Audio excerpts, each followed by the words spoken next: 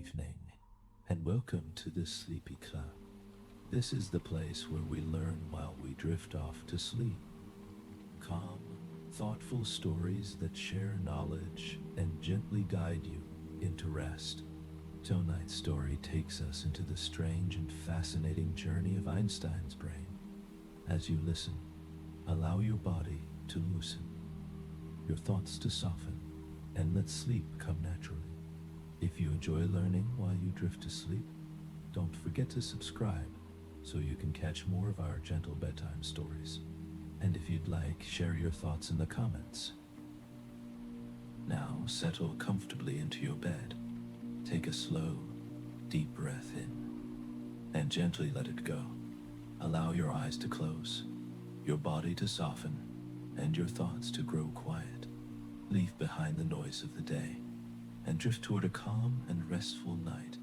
Now we begin our journey into the extraordinary, yet deeply human story of Albert Einstein. On a quiet spring night in 1955, in a small hospital room in Princeton, an old man took his final breaths.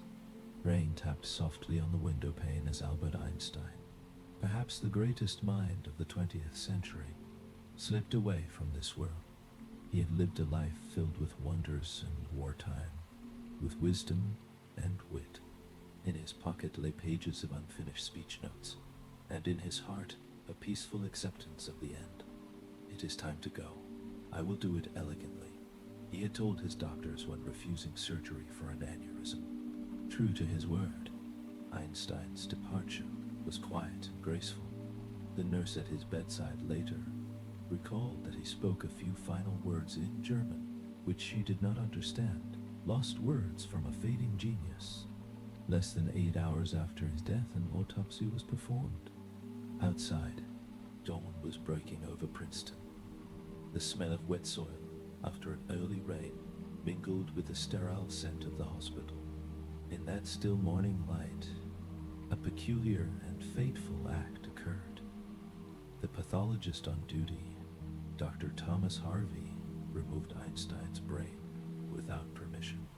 While Einstein's body was swiftly cremated in accordance with his wishes, his ashes secretly scattered in the Delaware River, so that people don't come worship at my bones, as he'd told his biographer.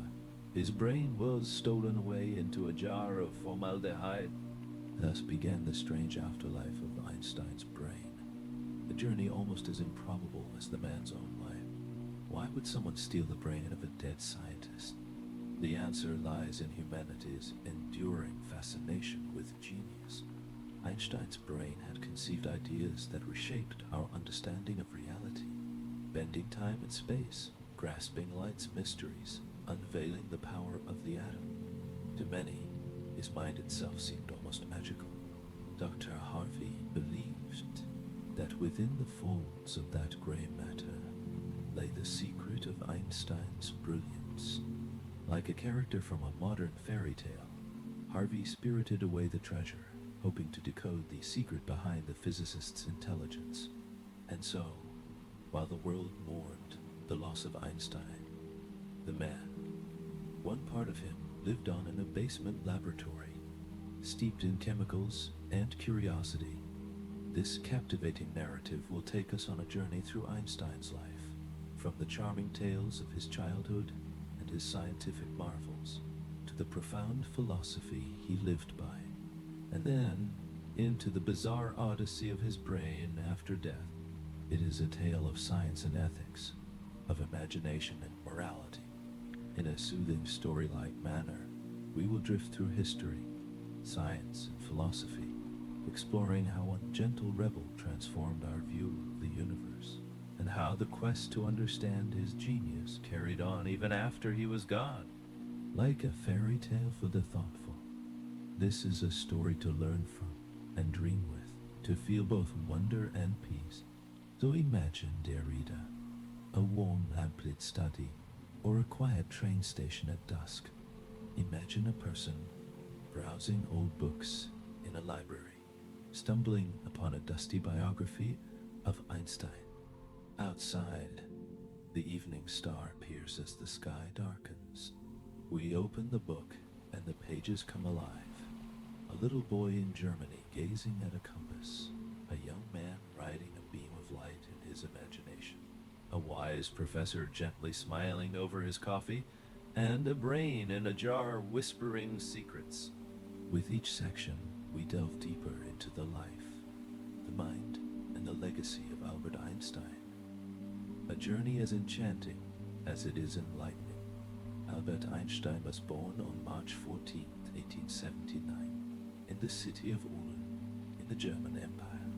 By all accounts, his early childhood gave little hint of the genius he would become. In fact, young Albert did not speak until he was about 3 years old. His parents grew concerned. Was their son slow or different? Family members later remembered how the boy would quietly observe the world with those large, thoughtful eyes, saying little. Some have even speculated that he might have had mild dyslexia or simply a unique learning style. But whatever the case, he was a late bloomer in speech. Once he began talking, he spoke in full sentences, as if silently gathering his thoughts until they were ready to emerge whole. This pattern of deep reflection would characterize Einstein's life. He often pondered quietly before unveiling ideas that astonished everyone. There's a famous story from Einstein's childhood, a sort of origin myth of his curiosity. One sick day, when Albert was around 5 years old, his father gave him a simple magnetic compass to play with. Imagine the scene. A small boy lies in bed recovering from illness. Outside the window, sunlight breaks through clouds after rain, the air fresh with the smell of damp earth. In his tiny hands he holds a compass, an ordinary object, but to him it is pure magic. He watches mesmerized as the needle mysteriously swivels northward, no matter how he turns the case. What invisible force could be pulling the needle? Young Einstein was entranced by the mysterious magnetic forces guiding that little arrow. In that moment, something ignited in his mind. He later recalled this compass as one of the wonders that first awakened his scientific imagination. The compass, with its invisible, reliable tug, whispered to him that there were unseen laws and wonders in nature, a hidden order waiting to be discovered. It was as if an unseen hand, nature's hand, gently pointed him toward a lifelong quest. This simple childhood incident became a metaphor for Einstein's approach to the world. Even the ordinary held secrets, and the invisible could be understood with imagination and intellect. Albert's youth had other influences as well. His mother, Pauline, was a talented pianist, and from her, Albert learned to love music. He took up the violin at a young age and would play it throughout his life as a source of solace and joy.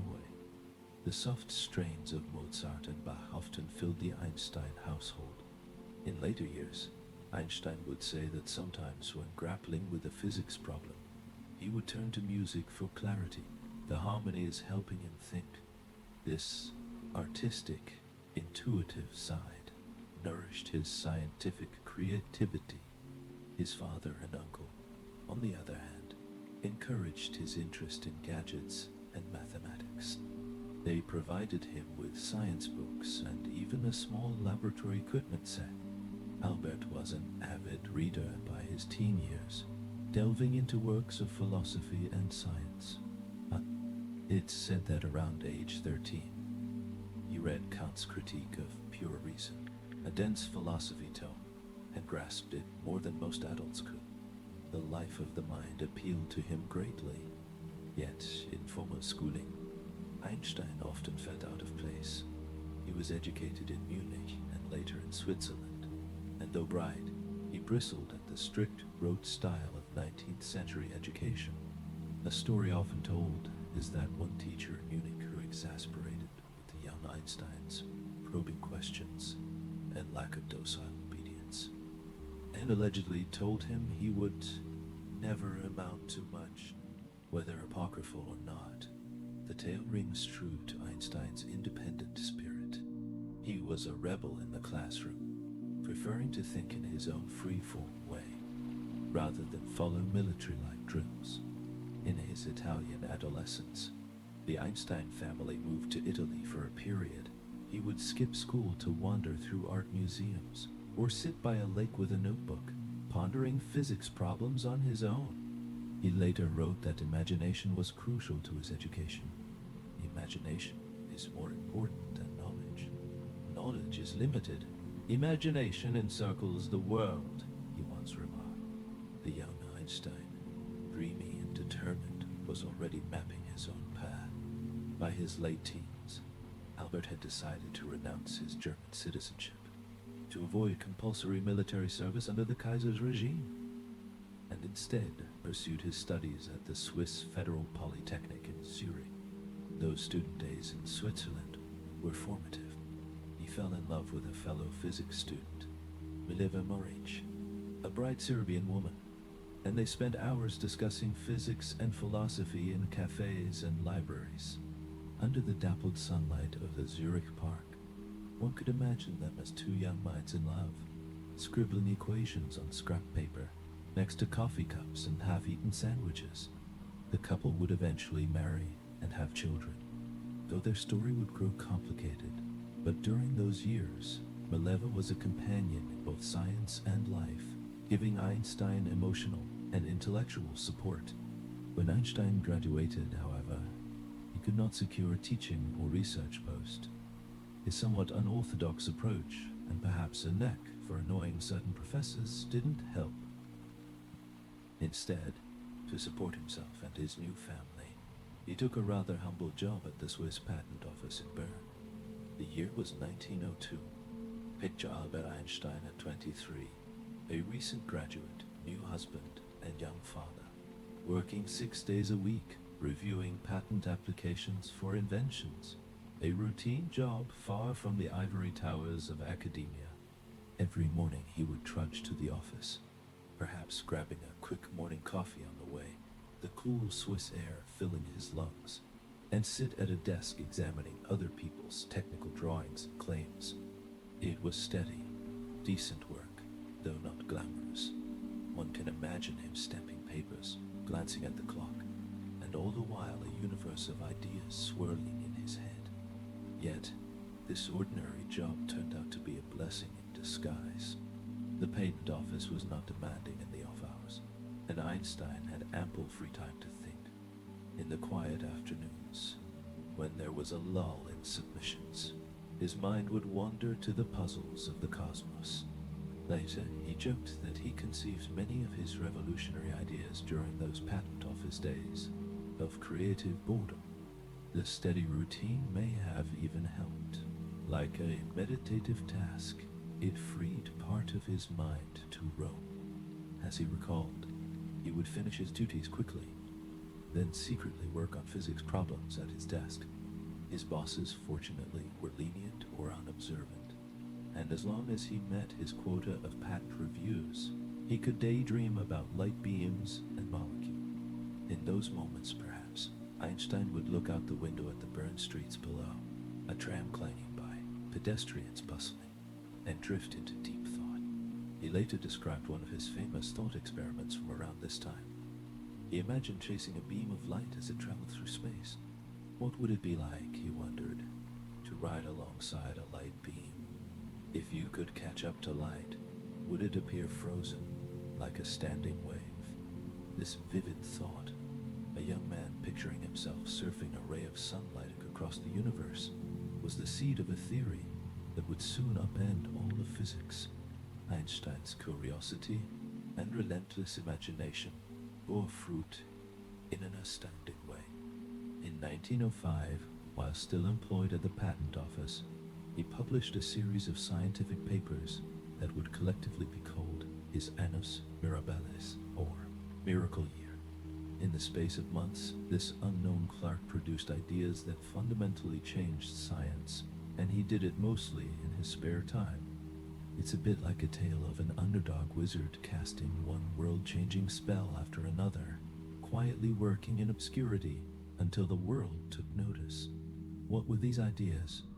They may sound technical, but each carries a spark of genius and a splash of the poetic. Let's briefly list them not as dry facts, but as little gems of insight that emerged from Einstein's mind that year. The mystery of light in one paper. Einstein explored an experiment that had puzzled scientists. When ultraviolet light hits a metal, the metal releases tiny charged particles, electrons. Classical physics couldn't fully explain why this happened the way it did. Einstein's bold proposal. Light itself is made of particles, which we now call photons, and these carry energy in discrete packets, or quanta. When a photon hits an electron in the metal, it's like a billiard ball collision, knocking the electron out. This was a radical idea because everyone thought of light as waves, not particles. Einstein essentially said, sometimes light acts like a particle, launching the concept of wave-particle duality. This work illuminated the nature of light and laid one cornerstone of quantum mechanics. It was so revolutionary that it later won Einstein the Nobel Prize in 1921. Ironically, the Nobel Committee honored this work on light quanta, not relativity, perhaps finding relativity too controversial at the time. Einstein described the effect in simple terms, but underlying it was a poetic notion that light, which illuminates our world, comes in tiny dancing packets of energy, almost like sparkling dust of the stars, proving atoms are real. Another paper that year explained the jittery dance of microscopic particles suspended in liquid, known as Brownian motion. If you've ever seen specks of dust swirling in a sunbeam or pollen grains zigzagging in water, you've witnessed this phenomenon. Scientists suspected it was caused by the invisible jostling of molecules, but Einstein provided the math to quantify it, using statistical physics to show that the random motion of visible particles could be explained by countless collisions with unseen atoms. In doing so, he gave strong evidence that atoms and molecules, still doubted by some at that time, truly exist. It's a beautiful image, even in still water or quiet air. An invisible dance is going on, molecules ceaselessly moving and colliding. Einstein helped reveal that hidden dance, bridging the seen and unseen, time and space transformed. Perhaps the most famous of his 1905 breakthroughs was the special theory of relativity, building on ideas from others like Lorentz and Poincaré, but extending them daringly. Einstein addressed a simple question that had confounded physicists. If you're moving toward a beam of light, do you measure the light speed as higher, lower, or the same as if you were standing still? According to the old classical ideas, you might expect it to be different, like catching up to sound makes the sound wave seem slower. But experiments like the Michelson-Morley experiment had suggested that the speed of light is constant for all observers, no matter their motion. Einstein took this seriously and said, in effect, the speed of light is the ultimate speed limit and an absolute constant. To reconcile this with logic, he realized something astonishing. Time and distance themselves are not absolute. Instead, measurements of space and time depend on one's state of motion. This led to mind-bending conclusions. Moving clocks tick more slowly, time dilation. Moving objects contract in length and simultaneity. The idea of two events happening at the same time is relative. Two observers moving relative to each other won't agree on which events are simultaneous. These effects only become dramatic at speeds close to light, which is why we don't notice them in everyday life, but they are very real, and later experiments confirmed them. Imagine two twins. One stays on Earth, the other takes off in a fast spaceship. When the traveling twin returns, he might find he has aged less than his Earth-bound sibling. This is the famous twin paradox. a consequence of relativity's time dilation. It sounds like science fiction, but it's science fact. Einstein had essentially revealed that time itself can stretch and space can bend depending on motion. Time is a sort of river of passing events, and strong is its current, Marcus Aurelius mused long ago. And Einstein showed that this river can flow at different speeds for different observers. It's as if time and space formed a single malleable fabric of reality, a new tapestry in which light was the guiding thread. Matter into energy. In a follow-up to special relativity, Einstein published a 1905 note deriving the equation that has become iconic. In one stroke of his pen, he united mass and energy with the speed of light as the bridge between them. This equation, deceptively short, carries profound meaning. It says that mass can be converted to energy and vice versa. They are two forms of the same thing. A small amount of mass can, if fully converted, release an enormous amount of energy, since Ca, the speed of light squared, is a huge number. At the time, this idea was not immediately useful. It was a theoretical insight.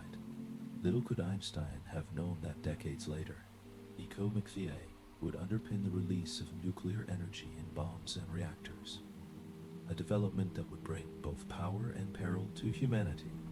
In 1905, one might instead appreciate it philosophically. The material substance of the universe and the ethereal essence of it are interchangeable. Almost poetic to think that a handful of dust and a beam of light are, in some deep way, made of the same stuff. Each of these 1905 breakthroughs expanded our sense of what is real. Einstein, in that modest patent office, had reached out with his mind and touched the fabric of the cosmos. Consider how dreamlike some of these discoveries are. Time flowing differently for different people. Light behaving as both wave and particle. The solidity of matter revealed as concentrated energy. The unseen atoms swarming in every breath we take. Explaining them could be highly technical, but Einstein often used accessible analogies and thought experiments, making it feel like a journey of the imagination. He imagined trains and lightning bolts to explain relativity. Picture a long train moving fast and a storm such that lightning strikes both ends of the train. An observer on the ground sees the strikes at the same time. An observer on the train, moving toward one strike, away from the other, sees one before the other. Who is right about simultaneity? Both in their own frames. Time itself differs for them. Such storytelling made relativity almost a fable about the flexibility of nature. In 1905, however, Einstein was still largely unknown. He sent these papers to a scientific journal, where they gradually attracted attention. Max Planck, a leading physicist in Berlin, noticed the work and was impressed, especially with the light quanta idea, which resonated with Planck's own quantum hypothesis for blackbody radiation. Gradually, word spread in physics circles that a patent clerk in Bern was doing something extraordinary. The fairy tale of the obscurity to brilliance had begun to unfold. For Einstein himself, that year must have felt exhilarating. By day he's examining designs for electrical circuits or mechanical devices at work. By night he's reshaping fundamental laws of the universe at his kitchen table, perhaps as Maleveva studies alongside, or their baby sleeps in a crib nearby. He would later reflect that his work was driven by a childlike sense of wonder. In one quote, Einstein said, "The important thing is not to stop questioning. Curiosity has its own reason for existing. Indeed, like a child endlessly asking, why?" Einstein retained that relentless curiosity, the pursuit of truth and beauty. He also wrote, is a sphere of activity which we are permitted to remain children all our lives. In his miracle year, that inner child peeked behind the curtain of reality and reported back to the rest of us. It's worth noting that amidst these intellectual feats, Einstein was living a regular life, paying rent, spending time with friends, enjoying walks. There's a charming image to hold. The genius and his friends forming a little club jokingly called the Olympia Academy. Einstein and a couple of pals, Conrad Habicht and Maurice Salovey, would meet in Einstein's flat, drink tea, or perhaps wine, and discuss philosophy, science, and literature late into the night. They read works by philosophers like David Hume and scientists like Ernst Mach, challenging and sharpening each other's thoughts. These informal gatherings added a philosophical depth to Einstein's scientific ideas. It was not dry calculation alone. It was driven by a philosophical hunger to understand the nature of reality. By the end of 1905, Einstein had effectively earned a doctorate. He submitted one of his papers as a dissertation and was on the path to academia. Offers for teaching posts finally came. The patent office, chapter closed, and the world of physics opened wide for him. A star was born, quietly, in that miracle year. A dancing star, to borrow Nietzsche's words. One must still have chaos in oneself to give birth to a dancing star, wrote Friedrich Nietzsche.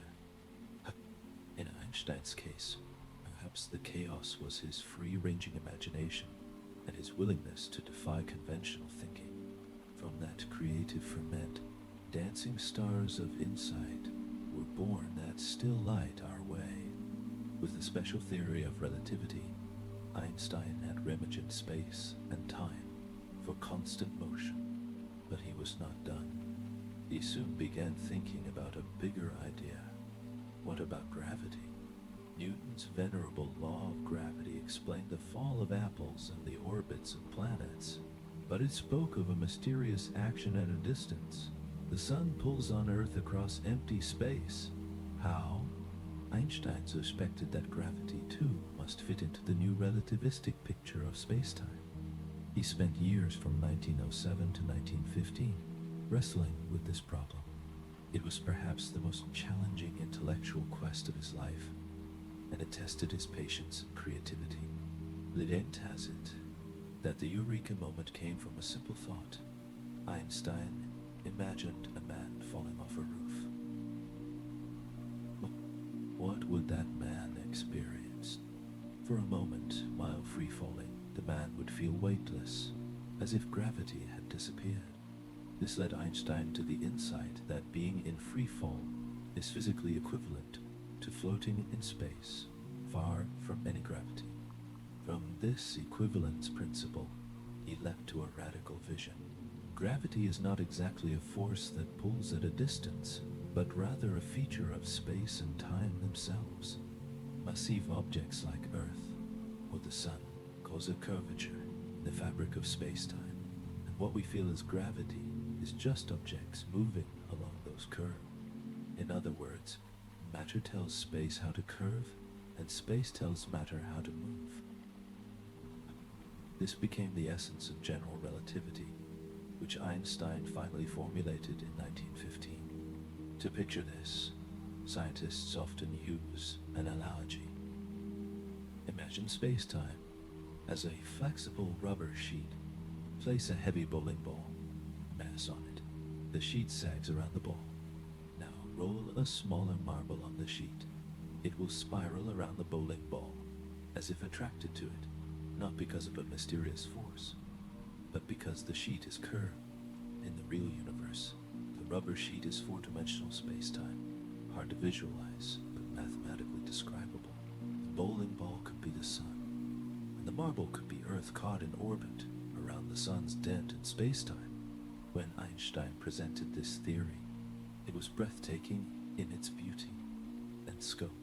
Space and time were dynamic, able to stretch, contract, and warp. Gravity was geometry.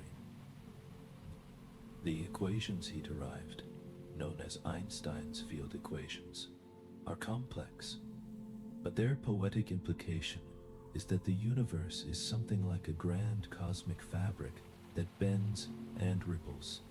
In general relativity, even time can be affected by gravity. A clock deep in a gravitational well, say at sea level on Earth, will tick slightly slower than a clock high on a mountain. Where gravity is marginally weaker, space can stretch. The shortest path between 2 points might not be a straight line if space is curved by mass. Reality became a surreal tapestry, woven by matter and energy. This was a bold departure from the mechanical clockwork universe of Newton. It was also difficult to swallow for some. How could one verify such an abstract idea? Einstein proposed 3 tests, one of which famously came in 1919. The bending of starlight by the sun's gravity. If space around the sun is curved, then light from a distant star passing near the sun should follow the curved space and appear deflected from its straight path. During a total solar eclipse, when the moon covers the sun's glare, one could observe stars near the sun's edge and see if their position seems shifted. In 1919, British astronomer Sir Arthur Eddington led an expedition to West Africa to photograph stars around the eclipsed sun. The results, though a bit rough, confirmed Einstein's prediction. The starlight was bent by about the amount general relativity said it would be. When newspapers announced lights all askew in the heavens and declared Einstein's triumph, he became an overnight celebrity worldwide. Here was a scientist whose theory sounded like something out of a dream. Space bending, time twisting, and it had been confirmed by experiment. Humankind had seen the curvature of space in those eclipse plates. It captured the public's imagination immensely. Suddenly, the curly-haired German physicist with a gentle smile was thrust into the limelight. Reporters besieged him. People wrote songs about him. Children in the streets of Berlin would greet him by name. Einstein took fame with a mix of amusement and discomfort.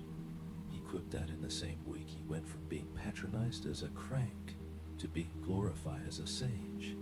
One can only imagine how Einstein felt when he first heard the eclipse results while at a dinner in Berlin. Friends recalled he was calm, no surprise, almost as if he knew nature would agree with his equation. In truth, he had earlier miscalculated a factor and was relieved that he had corrected it in time. With the confirmation of general relativity, Einstein's intuitive vision of the cosmos was vindicated. Our reality was indeed more flexible and mysterious than common sense suggests. Space and time were not the rigid stage on which physics played out. They were actors in the play themselves, alive and changeable. From this theory came further wonders. General relativity predicted that the universe could be expanding, which was confirmed by Hubble's observations in 1929. To Einstein's surprise, he initially tried to fudge a cosmological constant to keep the universe static, a move he later called his biggest blunder. It also predicted black holes, places where space-time curvature becomes so extreme that not even light can escape. Though Einstein was skeptical about such exotic solutions, today we know black holes exist in abundance, and gravitational waves, ripples in space-time from massive accelerating objects, which a century later, in 2015, would be directly detected by LIGO, again confirming Einstein's predictions.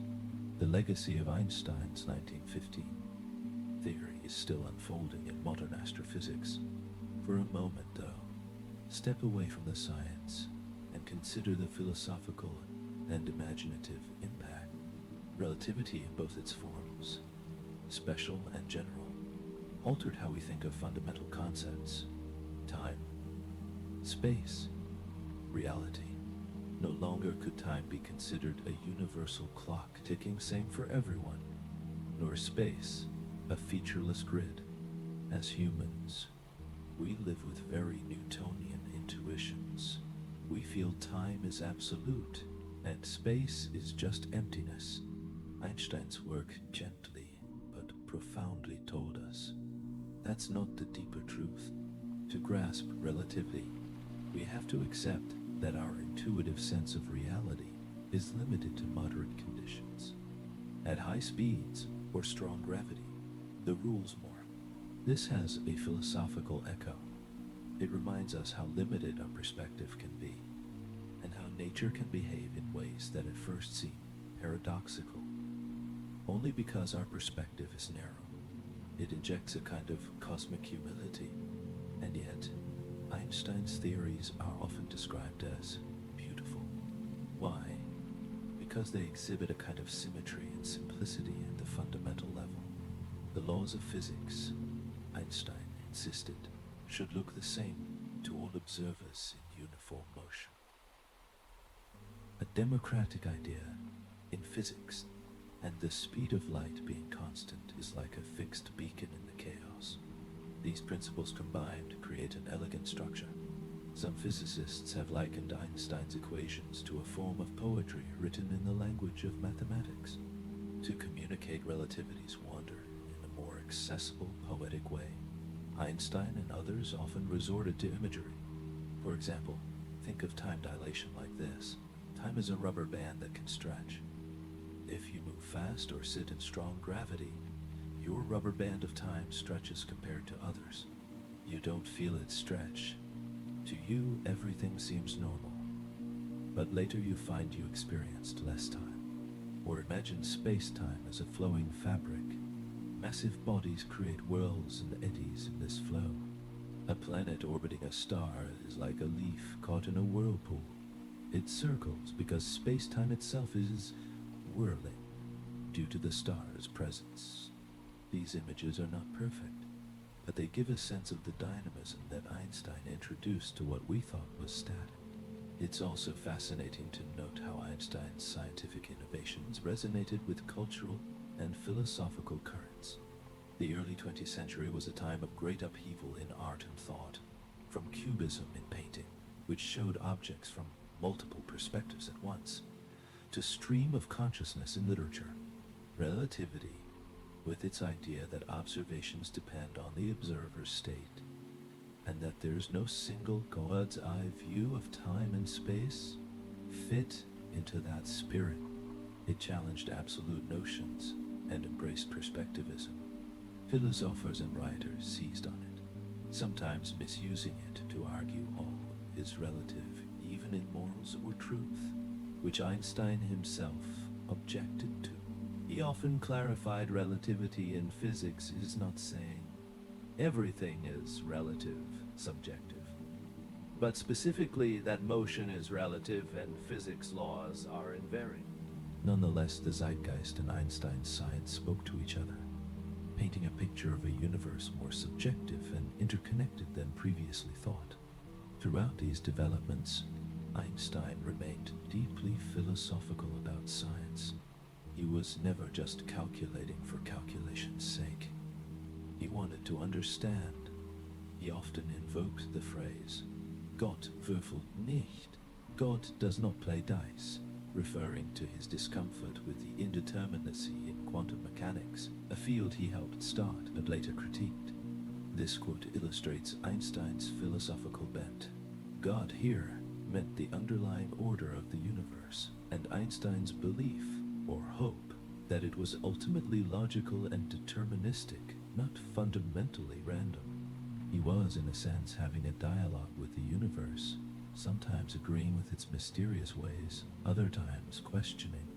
His battle with quantum physicists, like Niels Bohr, on the nature of reality, was as much philosophical as scientific. During one famous debate, Bohr replied to Einstein's dice comment, "Stop telling God what to do." These exchanges, though humorous, cut to the heart of what science means. Are we discovering a neat clockwork, or a whimsical game of chance?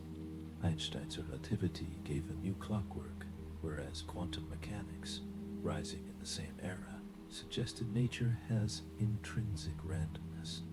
Einstein's stance was that there must be deeper hidden variables or laws, an orderly harmony beneath the seeming randomness, because he felt the universe should make sense. In this, one hears echoes of Spinoza's philosophy, which Einstein admired. Einstein once said, "I believe in Spinoza's God, who reveals himself in the orderly harmony of what exists." Baruch Spinoza, a 17th century philosopher, conceived God as essentially the natural order of the universe itself. Einstein resonated with that idea. For him, uncovering physical laws was almost a spiritual act, a way to glimpse the divine order in nature. This brings us to a reflective moment. While Einstein bent space and blended time, he remained grounded in a conviction that the universe is comprehensible. The most incomprehensible thing about the universe is that it is comprehensible, he famously quipped. Think about that. Why should a brain evolved for survival on the African savanna be able to conceive of curved space-time and invisible fields? Yet it can, and Einstein saw this as a source of awe. He wrote that in the face of such rational order in the world, there are moments when one feels as if a veil has been pulled back and one is peering into the divine. As readers or listeners, we don't need to grasp every equation to feel the magic of relativity. We can lie back under the night sky, watch the stars, and remember that those starlights are gently bent by cosmic gravities on their way to our eyes. We can imagine that time runs just a tad slower down in the valley than up on the hill. We can smile at the notion that if we race fast enough, we could prolong our youth, albeit by tiny fractions of a second, unless we go near light speed. These ideas sprinkle a bit of stardust over our everyday reality.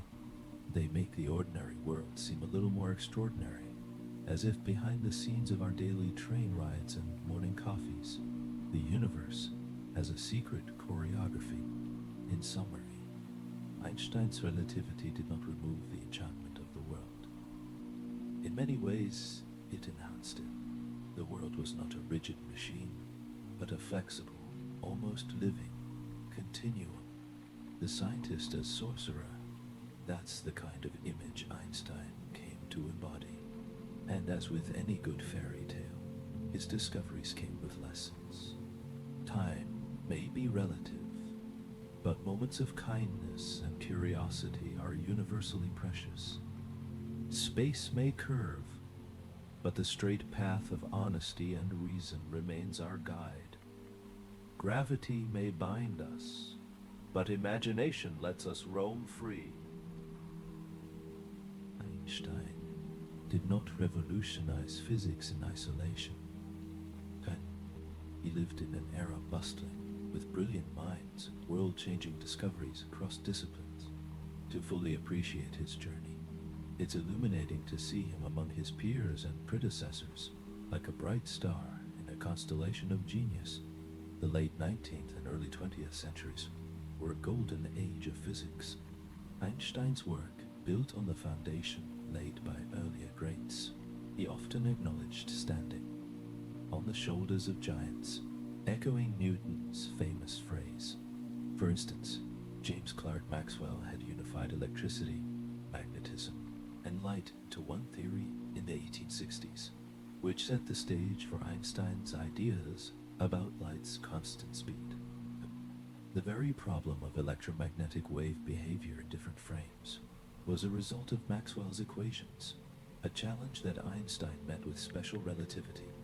Meanwhile, Max Planck in 1900 had introduced the quantum idea to explain radiation spectra, reluctantly suggesting that energy might be emitted in discrete quanta. Planck, older than Einstein by 2 decades, recognized Einstein's talent early and became one of his supporters. Hendrik Lorentz and Henri Poincaré had mathematically explored transformations that preserve light speed.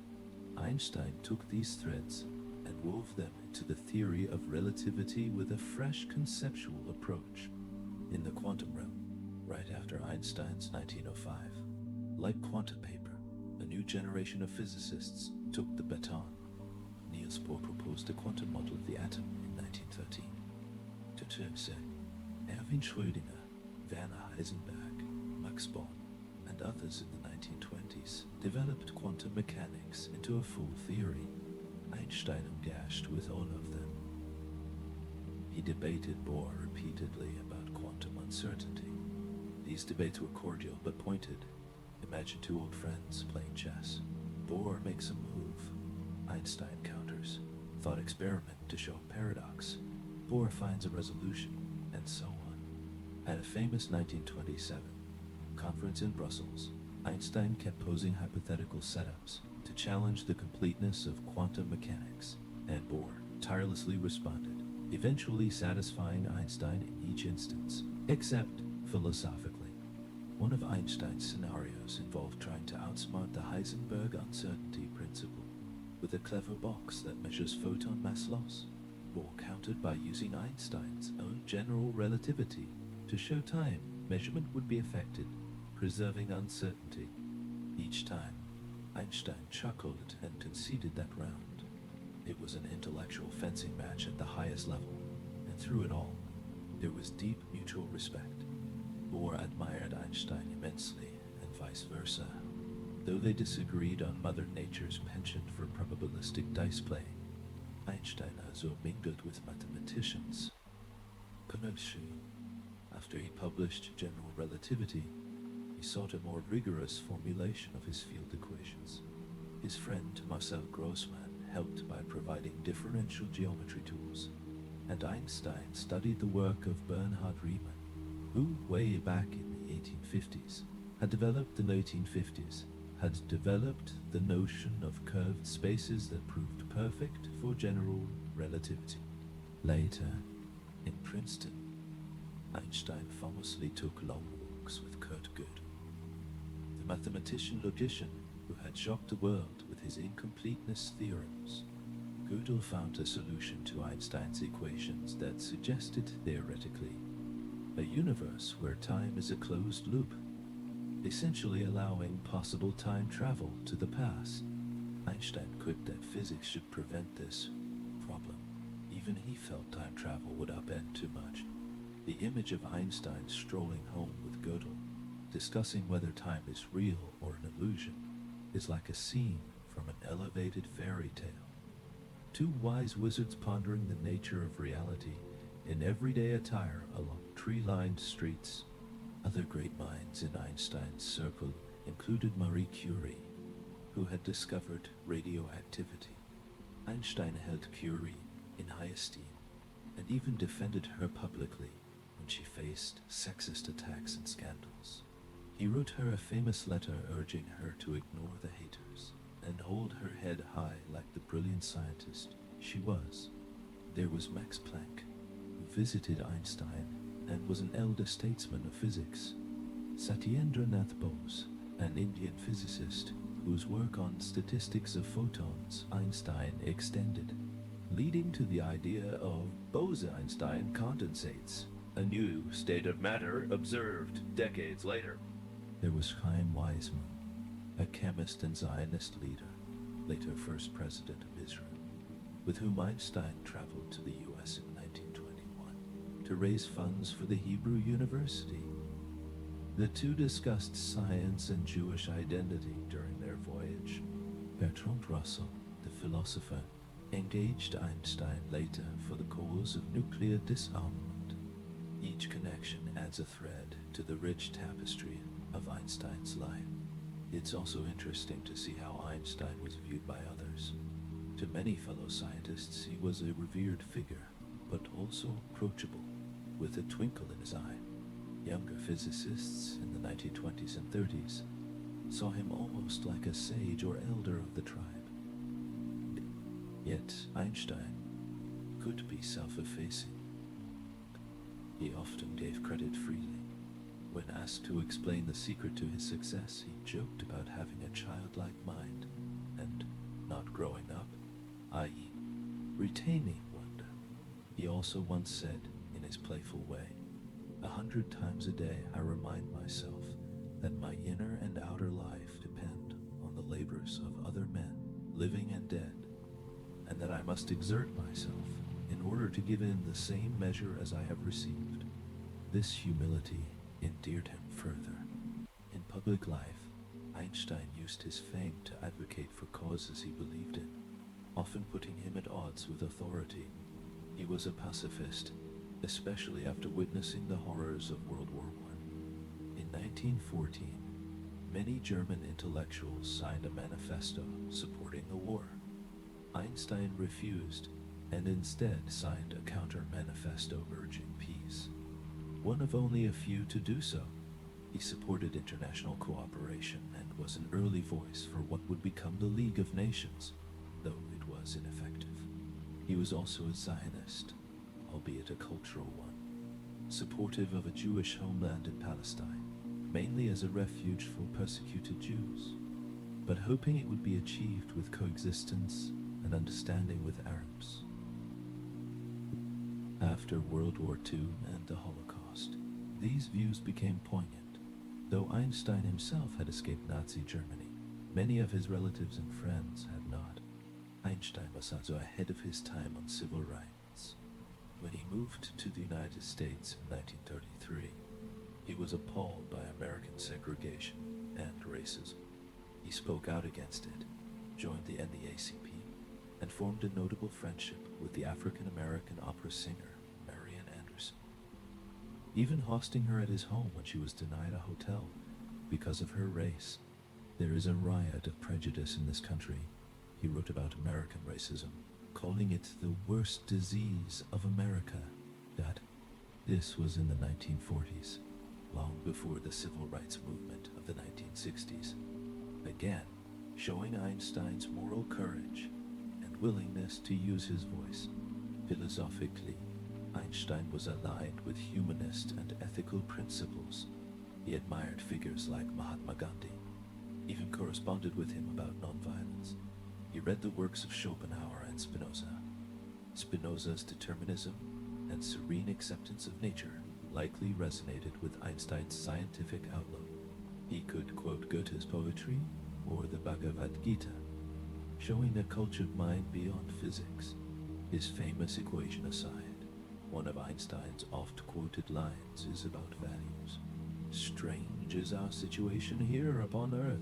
Each of us comes for a short visit, not knowing why, yet sometimes seeming to a divine purpose.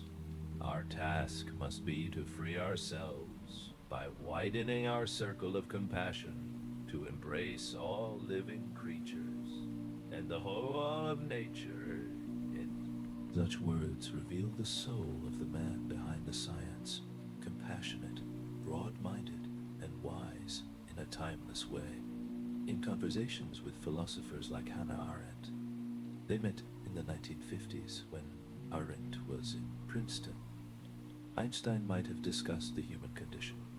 Arendt later reflected on how the presence of people like Einstein and their narratives becomes part of collective memory. The stories we tell to imbue life with meaning. Remembrance alone can save the lives and deeds of actors from oblivion, she wrote, suggesting that by telling Einstein's story, as we are doing here, we give it a form of immortality. She also famously said, "There are no dangerous thoughts. Thinking itself is dangerous." This quote rings true when one considers Einstein's scientific ideas led to technologies of massive destructive potential. Indeed, the act of bold thinking can unleash great power. Einstein's life exemplified how ideas have consequences, and thus, a responsibility falls on thinkers to consider the ethical dimension of their work. Among the great minds Einstein interacted with, some came from outside science. He struck up an unlikely acquaintance with the acclaimed Indian poet and polymath Rabindranath Tagore. They met in 1930 and held a fascinating dialogue about science, religion, and beauty. Tagore argued that truth is a human concept, not independent of us. Einstein held that truth, like the laws of physics, exists objectively. Their exchange was like two sages, one from the East, one from the West, exploring the ultimate questions. They didn't fully agree, but both enriched the Uder's perspective. It was a meeting of minds at a philosophical level, showing Einstein's willingness to engage beyond equations. In all these interactions, one senses Einstein's humanity. Despite the aura of genius around him, he remained approachable. Students found him kind, if sometimes absent-minded. He had a playful side. The famous photograph of Einstein sticking out his tongue at a photographer on his 72nd birthday party testifies to that impish humor. He loved to sail on a little boat, though he wasn't a great sailor and often had to be towed back. He enjoyed simple pleasures. A cone of ice cream, a casual violin jam with friends, a walk in sandals to the post office. People in Princeton would see him bicycling down the street, wild hair in the wind, looking utterly content. This interplay with contemporaries and the public forged Einstein's image, not just as a solitary genius, but as a cultural icon. To many, he became the very symbol of scientist, inquisitive, eccentric, benevolent, wise. Generations of children grew up knowing Einstein's name before they knew what he did. He entered the lore of human achievement, like Beethoven in music or Shakespeare in literature. His name, Einstein, even became slang for genius, sometimes used sarcastically. Nice job, Einstein, to someone who did something foolish, an irony he would have chuckled at. At times, Einstein reflected on fame with wry amusement. In a letter, he described the experience. Einstein has become a synonym for genius, but the man behind it is just a very human human. He knew the public figure had taken on a life of its own, separate from the quiet man who liked wearing old sweaters and forgot to comb his hair. Once, after delivering a fancy lecture, he encountered a small girl who candidly asked why his hair was so funny. He laughed and said it was because the barber was afraid to cut it, since Einstein's head was full of so many big ideas, a gentle self-mockery. In painting this picture of Einstein among others, one sees not an isolated wizard, but a node in a rich network of intellect and culture. He often emphasized collaboration and dialogue in science. Many times a day I realize how much my own outer and inner life is built upon the labors of my fellow men, present and past, he wrote. Science to him was a communal effort across time, each generation building on the last. He gave credit to Galileo, Newton, Maxwell, and then to his colleagues of the day. And yet, there's no denying that Einstein's role was singular. As one biographer put it, he was like a lone pianist who wrote and performed concertos of the cosmos, while others formed the orchestra around him. Let's not forget the historical events that swirled around these scientific dialogues. Einstein's prime years spanned World War I, the Great Depression, World War II, and the dawn of the Cold War. Those events touched everyone, scientists included. In World War Friend, Einstein's pacifism isolated him a bit in Germany. He used his position later to advocate for reconciliation and internationalism. In the 1930s, as fascism grew in Europe, Einstein, a Jew and outspoken liberal, became a target of Nazi ire. Propaganda in Germany denounced Jewish physics and burned Einstein's books. By 1933, he wisely emigrated, cutting ties with his homeland. Sorrowfully, settling in America, he never lost his German accent or European manners, but he adapted to a new life. He became an American citizen in 1940, though also kept Swiss citizenship from earlier years. Then came the tragedy of World War II. and the revelation that E.E.G. Maguire could fuel bomb. Many of Einstein's colleagues, like Enrico Fermi, Leo Szilard, etc., got involved in the Manhattan Project. Einstein himself, ironically, was not invited to participate in that secret bomb-building project. The US government deemed him a security risk due to his pacifist leanings and leftist associations. It's an interesting twist. The one who indirectly set it all in motion with his physics, and later to FDR, was sidelined from the actual creation of the bomb. Einstein, for his part, later said signing that 1939 letter to Roosevelt urging research on atomic weapons, out of fear that Nazi Germany would get them first, was his one great regret. I made one great mistake in my life when I signed the letter to President Roosevelt recommending that atom bombs be made, he told a friend. He added, had I known that the Germans would not succeed in producing an atomic bomb, I would never have lifted a finger. This sorrow hung over him. He, who loved humanity and decried violence, had unwittingly contributed to the advent of the most destructive weapon ever. Though he hadn't built it, his equation had. In 1945, when Hiroshima and Nagasaki were bombed, Einstein was devastated.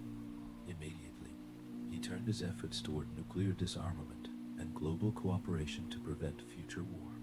It became a key focus of his later years. He wrote articles, gave speeches, and joined with Bertrand Russell and others to warn the world of the nuclear peril.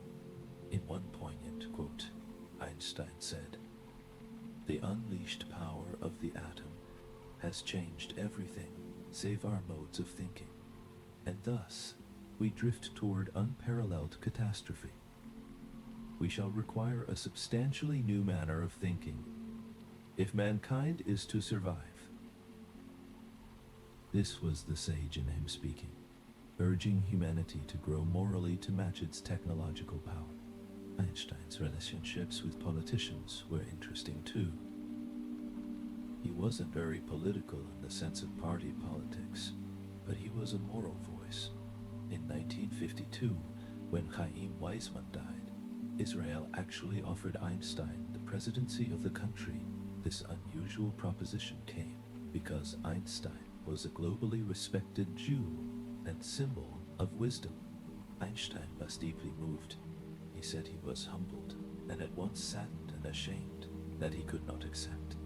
He declined politely, explaining that he lacked the natural aptitude and experience for dealing with people on that level, and the proper grasp of human relations required.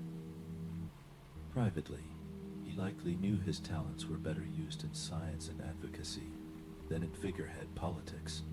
He was 73 at the time, and his health was not robust.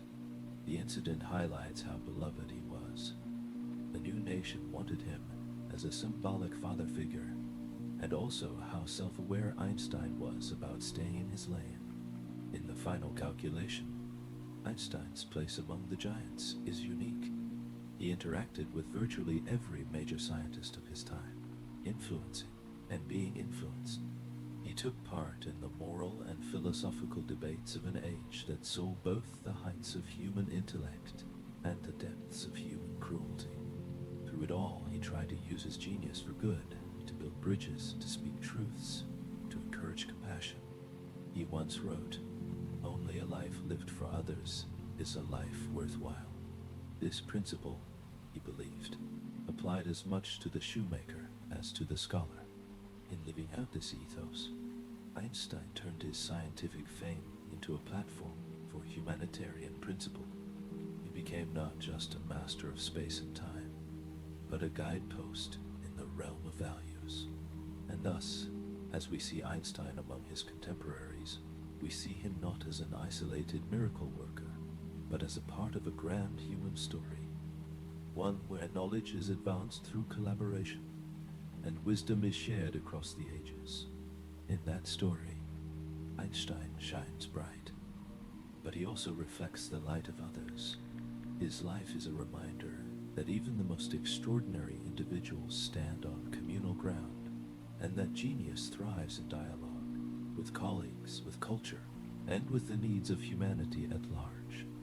After the tumult of two world wars, Albert Einstein settled into a quieter chapter of life in Princeton, New Jersey.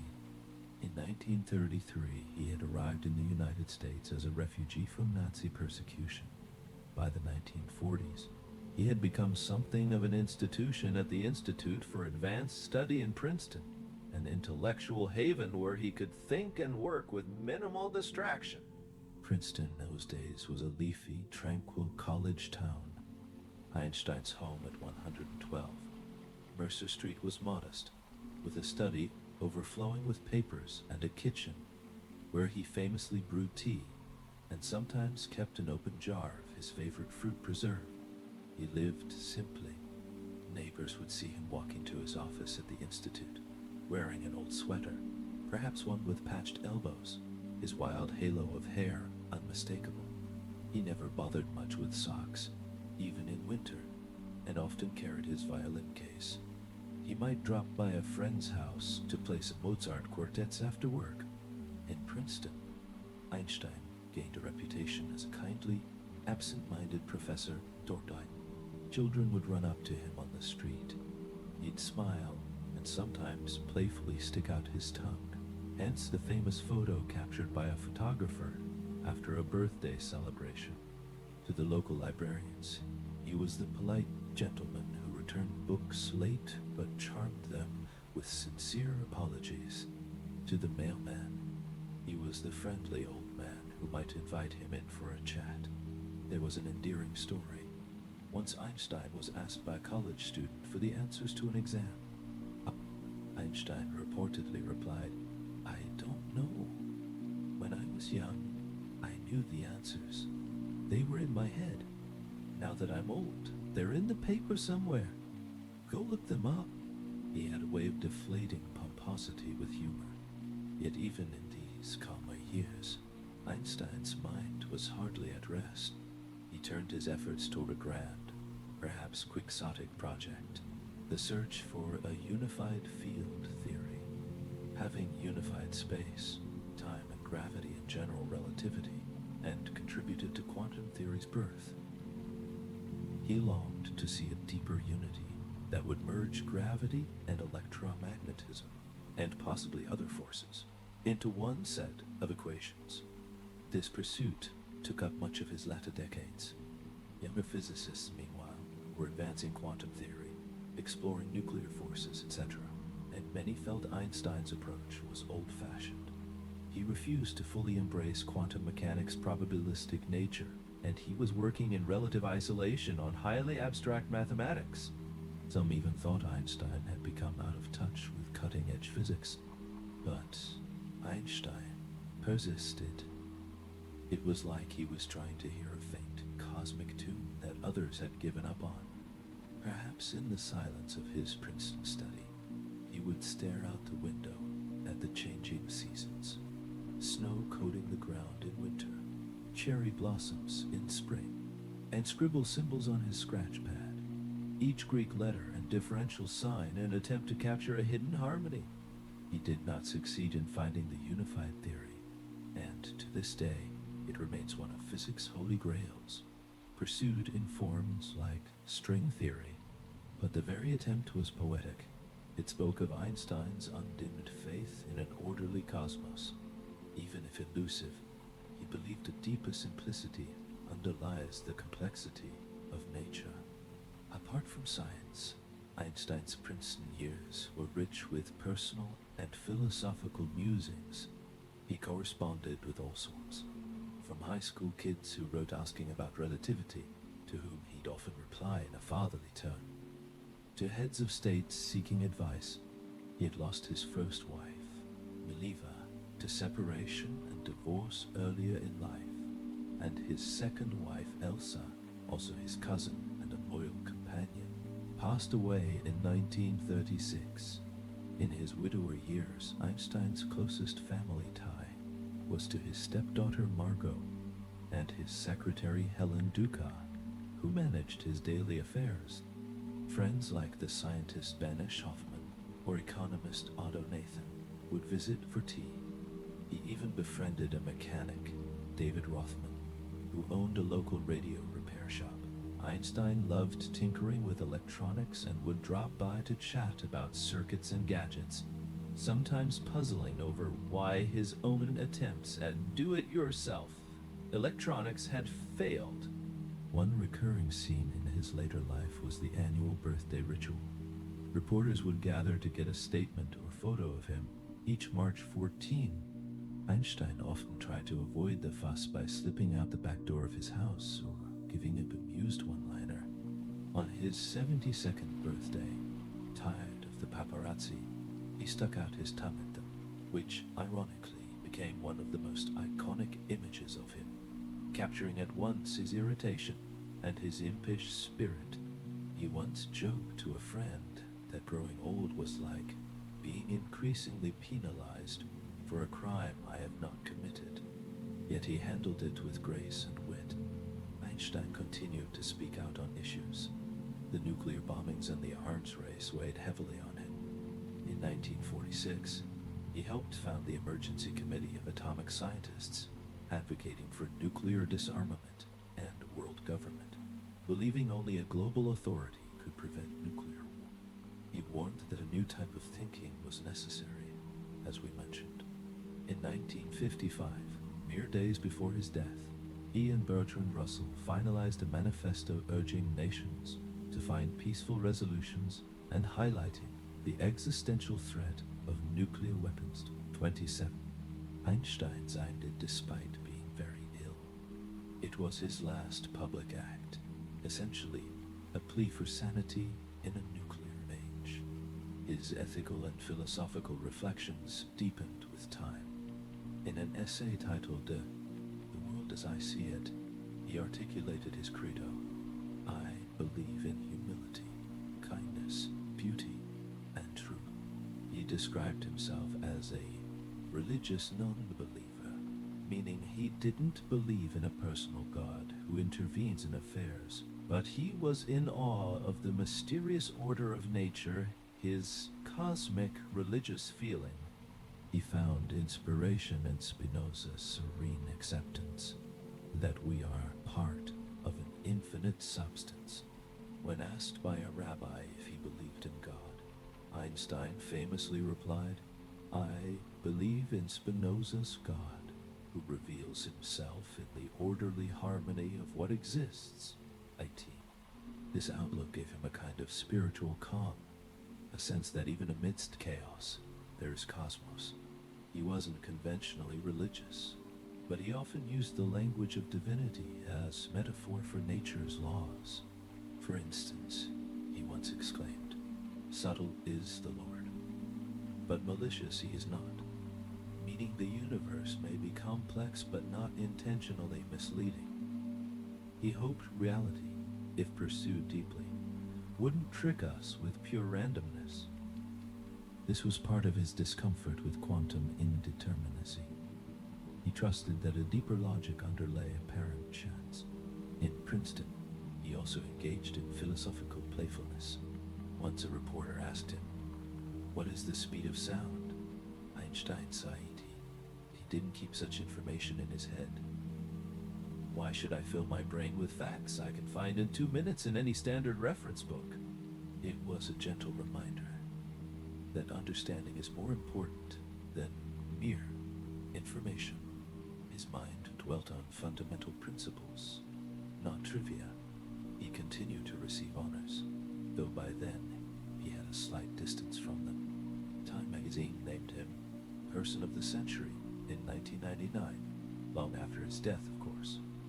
But even in life, he was offered numerous awards and positions, many of which he politely declined or accepted with humility. He remarked that honors were for corpses, meaning one's work should speak for itself while alive. Nevertheless, he did quietly cherish some recognitions.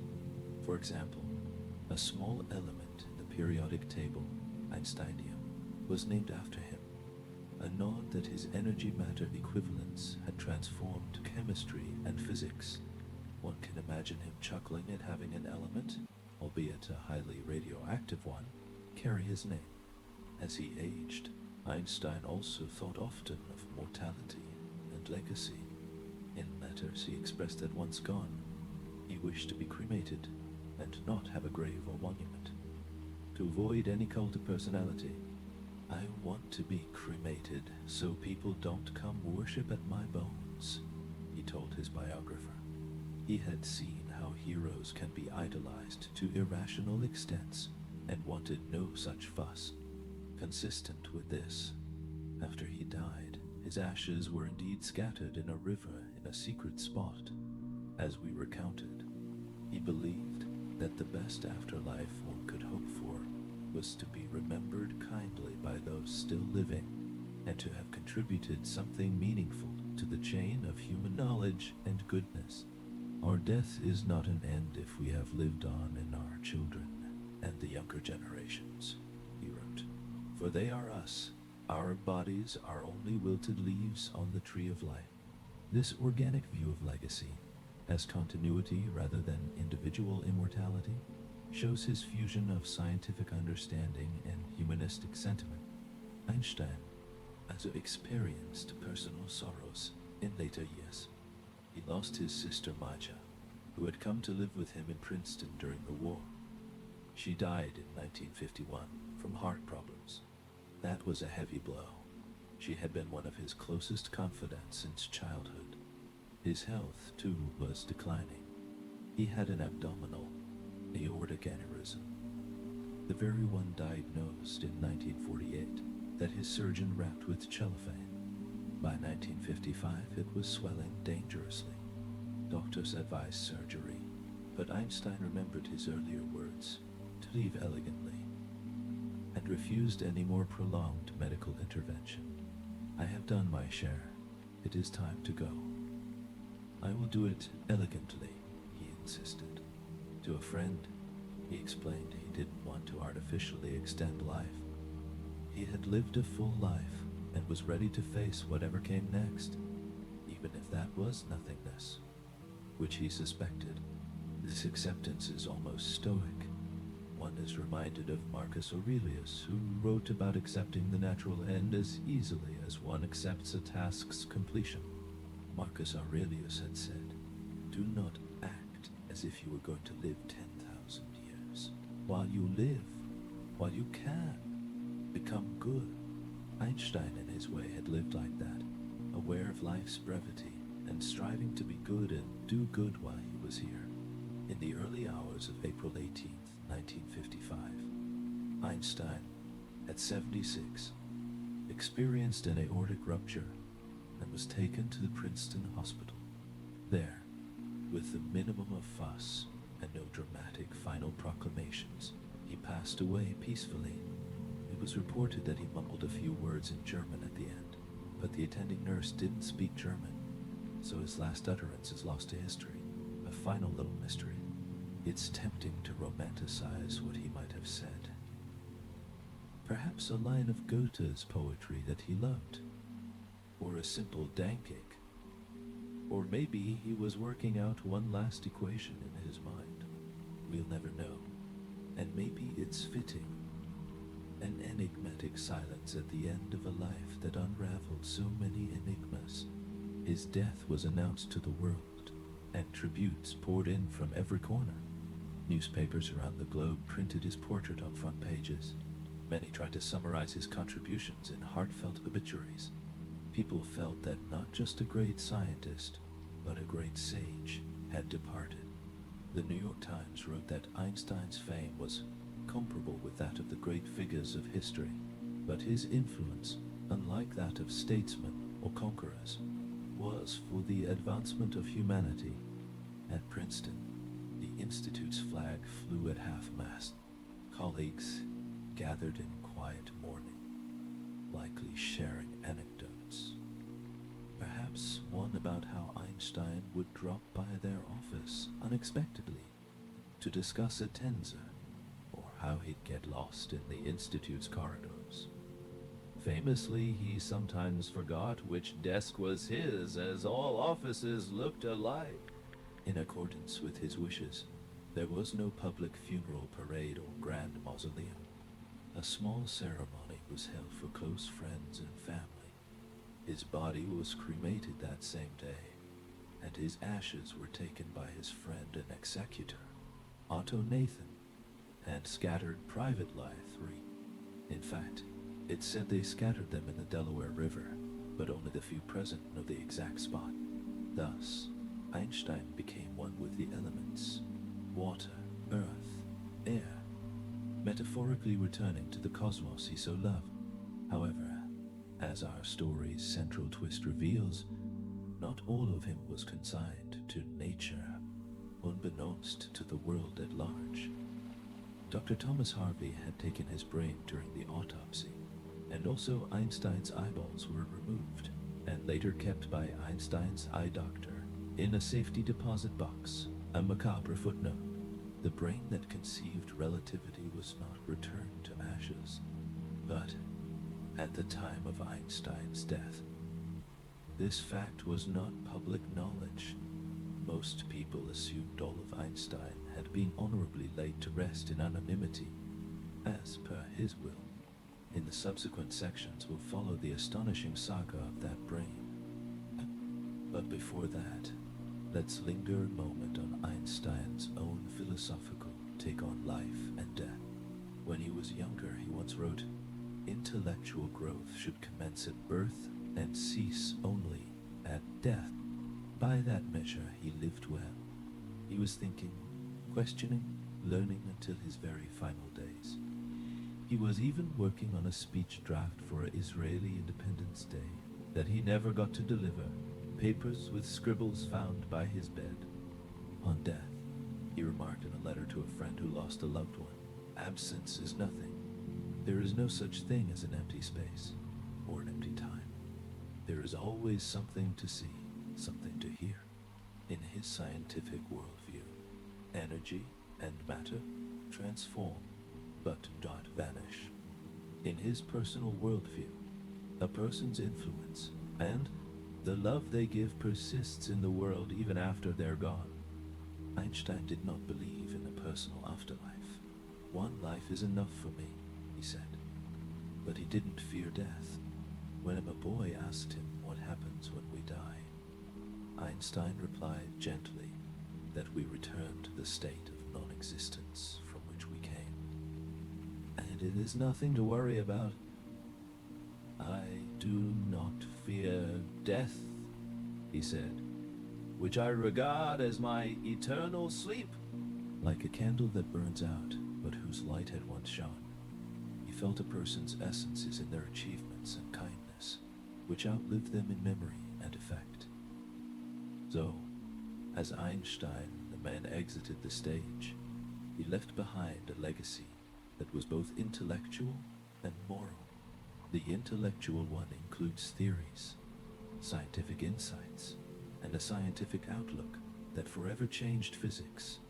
The moral legacy includes his advocacy for peace, his example of integrity in speaking truth to power, and his words that continue to inspire.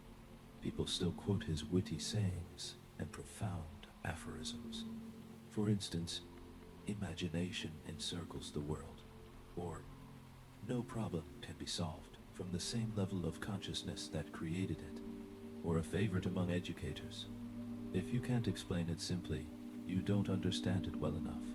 This one appears in compilations and is often invoked to encourage clarity of thought. In Princeton today, you might find tourists wandering by Einstein's house or the Institute, seeking a connection to the legend. But perhaps the real connection is to look up at the sky at night, realize that starlight bends, or ride a train and muse that time might be passing differently for you than those at the station, or simply to marvel at the thought that an equation scribbled by a quiet man in a notebook unlocked the energy of the sun. These reflections bring Einstein's presence into our everyday life. The twilight of Einstein's life reads almost like a serene final chapter in a storybook, the wise old man imparting his last lessons before walking off into the cosmic sunset. And just when we think the story ends, we remember the brain. The brain that outlived the body, an object of intrigue and controversy. It's as if, in a plot twist, a part of the hero's story did not end with happily ever after, but continued on a strange adventure of its own. The next sections will shine light on that peculiar odyssey, one that raises questions Einstein himself might have appreciated for their philosophical depth. What is genius? Can it be measured in ounces of gray matter? What are the ethics of dissecting someone's essence in search of secrets? Einstein once said, "The value of a man resides in what he gives, and not in what he is capable of receiving." He gave the world a lot.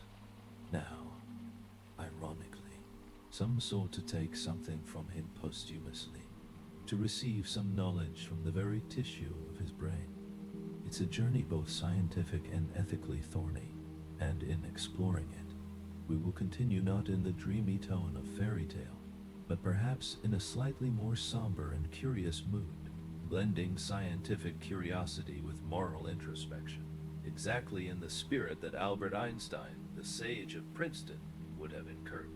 In the hours following Einstein's death on April 18th, 1955, a hush fell over Princeton Hospital.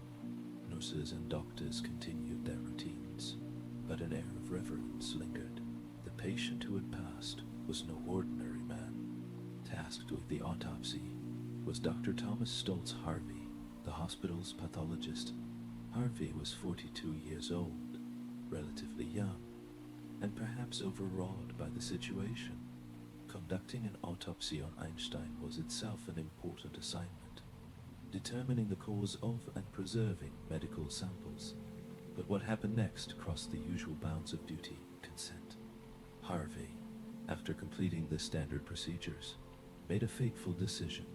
He removed Einstein's brain and kept it for himself. This he did stealthily. No permission had been given by Einstein, who in fact explicitly opposed such an act, or by Einstein's family. Einstein's written wishes were clear. He wanted no scientific dissection of his remains, no hero's preservation. If he had known, one imagines he'd have been displeased, maybe even gently amused at the irony. But at that moment, he had no say. Why did Harvey do it? It's likely that it was motivated by a mix of scientific curiosity, ambition, and perhaps a sincere, if misplaced, belief that preserving the brain was in the interest of science. He might have thought, here lies the brain that conceived the theory of relativity. How can we just let it turn to ash? To a scientist, it could be akin to stumbling upon a rare and precious artifact. Perhaps he envisioned unlocking the neurological secrets of genius, finding something unique in the folds or cell counts that would explain Einstein's extraordinary intellect. In interviews decades later, Harvey said he hoped the study of Einstein's brain would benefit neurology and psychology. However, others suspect there was also the allure of fame. The pathologist who discovered the source of genius would certainly earn a place in history. Harvey reportedly even told Einstein's son, Hans Albert, in the immediate aftermath, that the brain would be used for scientific study to benefit mankind. Hans Albert was furious at first, as any son would be, but Harvey managed to convince him, or rather Hans Albert relented, on the condition that any research would be dignified and published only in scientific journals, not tabloids 35. The family wanted no sensationalism. Resignedly, Hans Albert allowed Harvey to keep the brain, trusting him to behave ethically. So while Einstein's body was cremated and his ashes scattered that day, his brain began an uncanny journey. Dr. Harvey took it to the lab. He took photographs of the intact brain from multiple angles. These photos remained unseen by the public until many years later, only revealed around 2010 when Harvey's estate donated them. Then Harvey embarked on a meticulous, if morbid, task. He dissected the brain into pieces, accounts vary on the exact number of pieces. Some say about 240 chunks, others around 170, depending on how one counts slices versus blocks. According to Harvey's notes, he cut the brain into blocks roughly 1 cubic centimeter in size, using a substance called celluloidin, a hardening chemical. He embedded these blocks so that thin slices could later be made for microscope slides. In fact, Harvey prepared about 12 sets of microscope slides, hundreds of tissue-thin slices, each stained and mounted. He kept 2 full sets for himself and distributed others to some leading neuropathologists of the time. This was somewhat consistent with at least making the brain available for study, though whether those other doctors had solicited the samples or simply accepted them out of interest is unclear. One striking anecdote that emerged later: as Harvey was doing all this, the news of Einstein's death was fresh, and people assumed Einstein's remains were entirely cremated. But at a Princeton elementary school, a teacher told her class that Einstein had died and been cremated. A little boy piped up, "My daddy has his brain." That boy was reportedly Thomas Harvey's son. Imagine the shock of that teacher. It's almost darkly comic, a scene worthy of Roald Dahl. Kids sharing news and one claiming his father has Einstein's brain at home. Word of this likely spread quietly in local circles, but it did not hit the media at the time. Dr. Harvey, after removing the brain, soon faced consequences. The hospital administration and Einstein's executor found out about the unauthorized removal. There was a bit of a fallout. Harvey, standing by his action as scientifically justified, refused to give up the brain. The issue became contentious enough that Harvey lost his job at Princeton Hospital in 1960, partly due to his failure to produce any scientific findings in the years after the autopsy. One might say the hospital felt he was holding this precious specimen, but not delivering on his promises of research. He took the brain with him as he left. It's an extraordinary image. An out-of-work pathologist carrying the most famous brain in a jar as he moves on. For a long stretch, Einstein's brain essentially vanished from public knowledge. It wasn't common knowledge that it had been preserved. Einstein's family didn't talk about it. Scientists at large seemed unaware or uninterested, as no studies had been published. It was like a secret treasure tucked away. Harvey, during the 1960s and 70s, lived a peripatetic life. He moved around, taking various jobs. At one point, he worked in Wichita, Kansas, at a medical lab 48. Later, he moved to Missouri, then back to New Jersey by the 1990s. Through all these moves, he kept Einstein's brain with him, often stored in ordinary containers. Journalist Stephen Levy, writing for New Jersey Monthly, 1978, became the first to track down this elusive organ. An editor at the magazine realized that no one knew what happened to Einstein's brain and sent Levy on a detective mission. Levy eventually located Harvey in Wichita, Kansas. Initially, Harvey was reluctant to talk. "I really can't help you with that," he said at first, but Levy was persistent. When they met, Levy asked to see the brain. Harvey obliged, opening a beer cooler in his office. Inside were jars containing pieces of Einstein's brain, preserved in alcohol like some surreal specimen collection. Levy described the scene vividly in his article, which later got national attention when reprinted in Wired years later. One jar contained a large mass, a conch shell-shaped mass of wrinkly material the color of clay after firing, and other bits. A fist-sized chunk of grayish-lined substance, the apparent consistency of sponge, and in a separate pouch, a mass of pinkish-white strings resembling blowed These almost grotesque descriptions remind us that a brain, removed from its context, is an inert, even unsettling object. Another jar had dozens of rectangular translucent blocks, likely the celloidin embedded slices, each maybe the size of a piece of candy. It must have been both fascinating and macabre for Levy. Here was the literal stuff of Einstein's genius, reduced to a pickled puzzle. The contrast between the soaring intellect and the squishy reality of brain tissue is profound. Levy's 1978 article titled, "I Found Einstein's Brain," made headlines.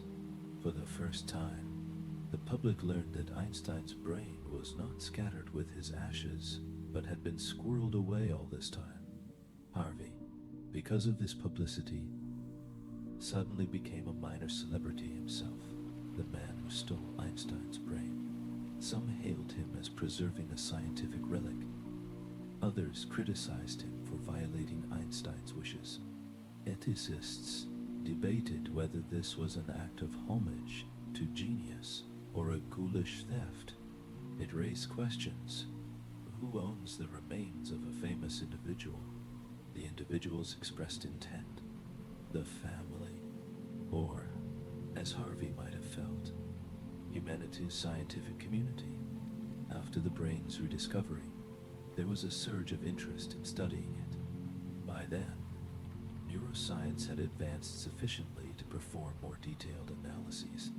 One of the first formal studies came in 1985, when Dr. Marion Diamond, a neuroscientist from the University of California, Berkeley, received some samples from Harvey. In a rather folksy detail, Harvey reportedly mailed her pieces of Einstein's brain in a mayonnaise jar by post. Imagine receiving that package. Diamond's team examined thin sections under a microscope and focused on the ratio of glial cells to neurons in Einstein's brain 59. Glial cells are the support cells in the brain. They provide nutrients, insulation, and support to neurons, once considered merely glue, but now known to have more functions. Diamond found that in Einstein's brain, particularly in the parietal lobes, regions associated with spatial reasoning and mathematical thought, among other tasks, the glial cell count was higher relative to neurons compared to control brains. She published this in the journal Experimental Neurology, suggesting that perhaps Einstein's intellect could be partly due to more supporting cells in certain areas, maybe reflecting richer interconnectedness or greater metabolic need for his neurons. This finding made waves, but criticism followed swiftly. Other scientists pointed out flaws. The sample of control brains was small, only 11 normal brains, and they weren't perfectly matched in age. Einstein was 76, while controls averaged 64. Also, glial cells can increase with age and with exercise of the brain. So was Einstein's brain unusual or just reflective of a well-used older brain? Diamond acknowledged that with Nuwan versus 11, one must be cautious. Another psychologist, Terence Hines, bluntly debunked such studies, dubbing them nonsense data. He argued that the differences reported could be due to methodological issues or random chance, given the limited sample and selection biases.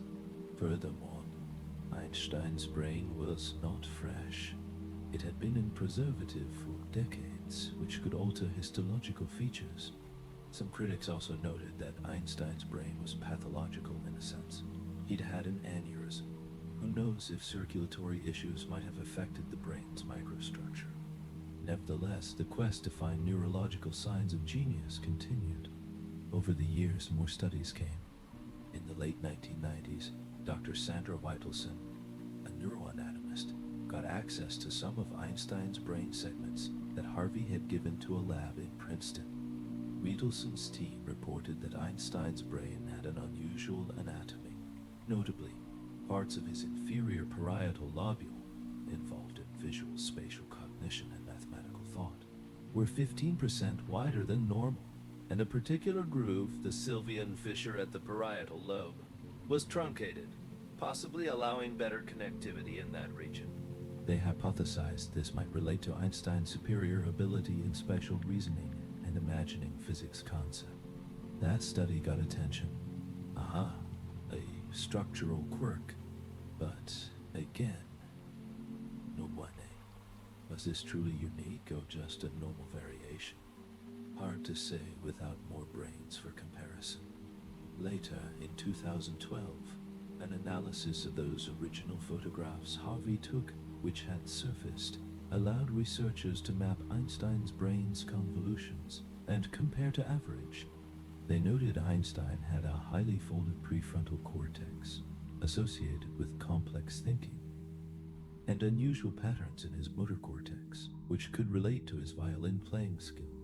Interesting, but still speculative. As these findings trickled out, the cultural fascination with Einstein's brain grew. It spawned at least one novel, Michael Paternity's Driving Mr. Albert, which details a road trip with the brain. More on that soon. And plays Nick Payne's Incognito was inspired by it. It also raised reflective questions. If we found something special about Einstein's brain, what would it mean? Would it diminish his legacy to attribute it to an anatomical gift? Or would it matter at all, given that many people might share similar brain features without being Einstein's? As one Harvard neuroscientist, Albert wrote in 1999, the search for gross anatomical markers for greatness will go on, I am sure, but I suspect that it will continue to be as unproductive as it had been in the past. In other words, genius is likely too complex to be pinned to a few physical traits in the brain. On the other hand, an evolutionary anthropologist, Dean Falk, said perhaps Harvey's trove of slides could yet yield insights with modern techniques, maybe in microstructure or something not yet measured. The debate remains open. One aspect often missed is the ethical dimension. Einstein did not consent to this. Today, research on a person's tissue generally requires consent or family permission, especially if it's identifiable. Here, Einstein's brain was effectively harvested and analyzed without such consent for many years. Some argue that given Einstein's cultural importance, it's a unique case where the public interest could override personal wishes. But that's a slippery slope. It treats a person as a means to an end, rather than an end themselves. Something Einstein, a humanist, might have objected to. Others say, at the very least, Einstein's family's begrudging permission for scientific study, given after the fact, legitimized some research as long as it was done tastefully and not for profit or spectacle. In reality, it became a bit of a spectacle anyway. Despite scientific intentions, Thomas Harvey himself had an interesting arc post-1978, publicity. In 1988, at age 76, he finally retired from any medical practice, having even lost his medical license at one point for a failed competency exam. In the 1990s, he struck up a correspondence and then friendship with author Michael Paterniti. In a bizarre but moving episode in 1997, Harvey, then in his 80s, and Paterniti took a road trip from New Jersey to California to meet Evelyn Einstein, Albert's granddaughter. Harvey carried the remaining brain pieces in containers in the trunk of Paternity's rental car. A Tupperware of brain bits accompanied them as they crossed the American heartland. The avowed purpose was to return the brain to the Einstein family. When they finally met Evelyn in San Francisco, she chatted with them, sharing a few memories of Grandpa Albert, whom she had known as a child. However, Evelyn declined to take possession of the brain tissue. She perhaps found it too morbid or simply unnecessary. She reportedly said she didn't need it. One can empathize. What would she do with it? Bury it after all these years? It might create new media frenzy. In the end, Harvey kept it. But the journey, chronicled in Paternity's memoir Driving Mr. Albert, is emblematic. a man haunted by what had done, trying symbolically to make amends by offering Einstein's remains back to his kin. Evelyn's refusal was perhaps a form of forgiveness or closure. Let it go, Dr. Harvey. You don't need to carry this burden anymore. Thomas Harvey lived to 94. In 2007, he passed away in New Jersey. Before he died, sensing perhaps the need to put things in order, Harvey had given away the last of Einstein's brain material. In 1998, he delivered all the remaining uncut portions of Einstein's brain to Dr. Elliot Krauss, a pathologist at Princeton Hospital, the successor of the hospital where Einstein died. So, in a way, the brain returned to Princeton. In 2010, Harvey's estate transferred all the Einstein brain tissue, slides, and photographs to the National Museum of Health and Medicine in Silver Spring, Maryland. Some of those slides were later loaned or duplicated to be displayed at the Mutter Museum in Philadelphia, where the public can actually see thin slivers of Einstein's brain on microscope slide. It's the only place, along with the occasional exhibit at the NMM, where one can gawk at Einstein's actual brain tissue. At the Mutter Museum, an institution known for medical curiosities, Einstein's brain has become an exhibit, a literal piece of him presented as an object of curiosity. People peer through glass at the slides as a curator explains the story. Some find it inspiring, others may be a little creepy. The curator, Anna Dottie, commented that Einstein's brain draws crowds because, at the end, we all have a brain, implying that seeing Einstein's brain reminds us of our shared humanity and perhaps makes us wonder about our own potential. She also noted how Harvey's life was somewhat ruined by the brain.